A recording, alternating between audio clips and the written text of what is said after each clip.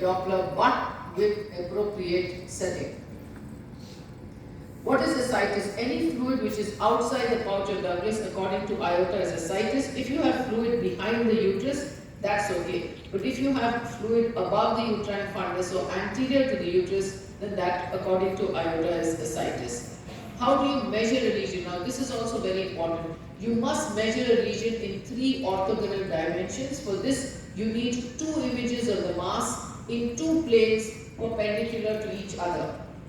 One should be the plane where the component appears the largest. So I take my probe and I go all around this mass, and wherever I feel I'm getting the largest size of the mass, that is the image I want. So I'm going to freeze this image, and sometimes I may rotate my probe or move my probe a little so the maximum dimension lies horizontal to the ultrasound beam. So I try and get my maximum. So if I'm getting a big mass here, I will move my probe a little bit here so that the maximum measurement comes horizontal to the beam. I freeze that image.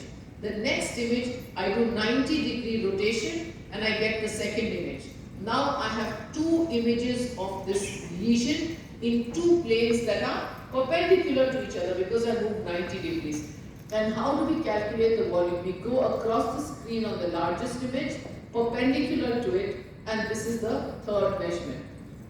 And most machines will automatically give you the volume, but if they don't, you can always multiply these 3 by 0.523 and you will get the volume. It is only volume that will help you see whether this mass is growing or regressing. Some years back I told everybody I was flying from Bangalore to Delhi and I was working on my slides. There was a lady sitting next to me, she kept watching and then she said, "You do ultrasound?" I said, "Yes." She said, "Can I ask you something?" I said, "Yes." She said, "You know, I have a very funny mass. The first time I went, it was 5 into 6 centimeters. I said, "Okay." She said, "The next time I went, it was 5 into 5 centimeters. It became smaller. But the next time I went, it became 6 into 7 centimeters. So she was looking at whoever is the sonologist. There's no standard method. They just go anywhere. You don't even get the maximum dimension. Go anywhere, take 2 measurements. 2 measurements will not give you the volume. The masses are not round, circumscribed balls that you can measure with 1 dimension. So you must measure 3 dimensions, get the volume to know whether really a mass is growing or regressing. Now, according to IOTA, some of the models we require maximum diameter of the mass. For this, what do? I again take my probe, I go all around the mass in all directions, and wherever I can get the maximum possible image dimension, I freeze that image like this. And it doesn't matter horizontal to the probe, left, right, whatever maximum dimension I get, I freeze and take that image, that measurement. Third, they want us to take maximum diameter of the largest solid component. So again, I go around the mass, wherever I feel the solid tissues, I'm getting a maximum dimension, I freeze my image, and I take the maximum dimension of the largest solid component. So this is how we describe what we see, we describe, and we measure. But next we look to the origin of mass. I'm sure all of you who do ultrasound, the first reaction when you see an adnexal mass is it ovarian or not? Where are the ovaries? So you see there's a mass in the pelvis. I look carefully and I see both the ovaries are far away looking normal. So I know that this is not an ovarian mass. It was a gastrointestinal stromal tumor of the jejunum. So it was a jejunal intestinal mass, a gist of the jejunum. Here again I have a patient with a cyst. The ovaries are seen far away normal, so I know it's not ovarian, it's a parovarian cyst. Another lady, postmenopausal, nice cyst over here. She was referred to as an ovarian cyst, but you can see the atrophic ovaries quite well, and there's a lot of tissue between this ovary and the cyst. So again I know this is not ovarian but a parovarian cyst. Now, if you don't see the ovaries separately, the next thing is to look for ovarian tissue alongside the cyst. So here you see I have a cyst, and when I look carefully, I see ovarian tissue around the cyst with small antral follicles, and it's actually stretched around the cyst as if it were hugging the cyst. So this, because of its shape, has earned itself the name of crescent sign. Basically, when you see ovarian tissue adjoining the cyst like this, the crescent sign tells me that the lesion is contained within the ovary, that is, it is an ovarian lesion. Now sometimes you may see ovarian tissue alongside the cyst, but it's not stretched around the cyst, so that is confusing. Is this really ovarian or not? So what do you think we should do? We should apply pressure with a probe between the 2 structures, and what you see, initially they slide and then the 2 structures move far apart and so I know that this cyst is not ovarian, it is paraovarian cyst. So in this case we say splitting sign is present and crescent sign is absent. So according to iota, crescent sign doesn't mean that the ovarian tissue has to be crescent shaped. It just means that ovarian tissue is actually adjoining the lesion. Sometimes you cannot see ovaries separately, and I cannot see ovarian tissue alongside the mass also. That is very confusing. So you try really hard and you see that there is no right ovary separately, there is no ovarian tissue alongside this lesion, so it's very confusing.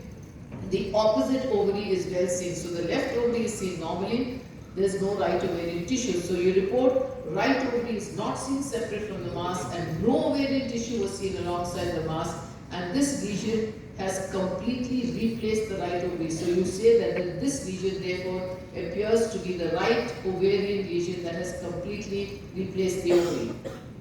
Other things that can give you an idea about the structure of origin is the shape of a mass. So if I have a mass like this, which is bent upon itself with these incomplete septa, I am thinking in terms of a tubal mass. If I see a mass which is connected with the pedicle to an organ, so I see the uterus, there is a pedicle, I know this is not an ovarian fibroma, it's a subserous pedunculated fibroid because of the pedicle. What about this? This was a very funny mass, like a claw holding on to the ovary. The ovary itself looked okay, but this structure looked, I was wondering if it's an intestinal mass or a tubal mass adhering to the ovary. The moment I put Doppler, I could see flow from the ovary into the mass, so I knew this is an exophytic ovarian neoplastic mass. What about this patient? Here you see this patient.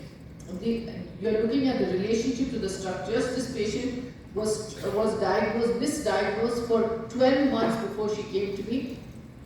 So there was this lesion which was there behind in the pouch of Douglas. The left ovary was seen. Do you think it's entire? Difficult to say, but it looked entire because the shape is like that of the ovary. There are follicles in the periphery, so I felt this looks like it's completely the left ovary lying separately. There was a hydrosalpinx and there was this heterogeneous solid vascular mass.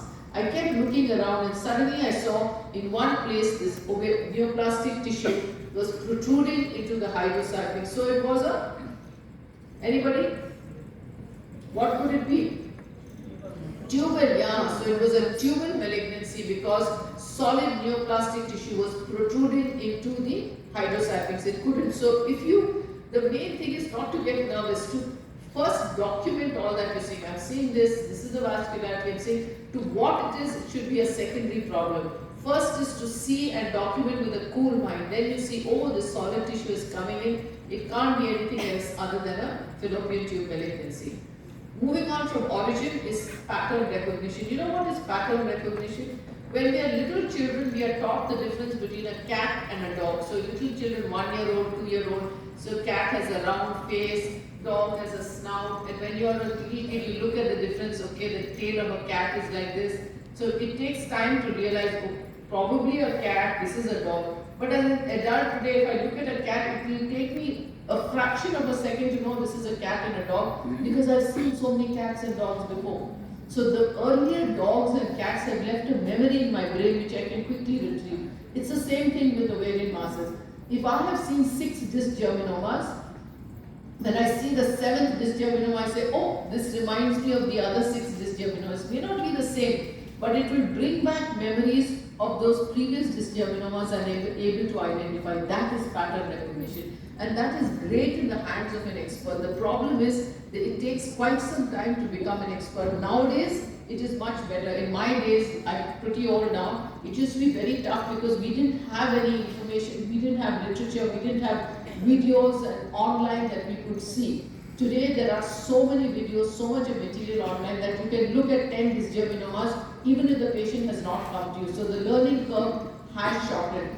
Yet, the evaluation of adnexal masses, they have realized, is best in the hands of an expert using pattern recognition. But like I said, it takes time to become an expert. Until then, we use objective evaluation, which we'll do next. So even though we are not experts, even as beginners, there are certain masses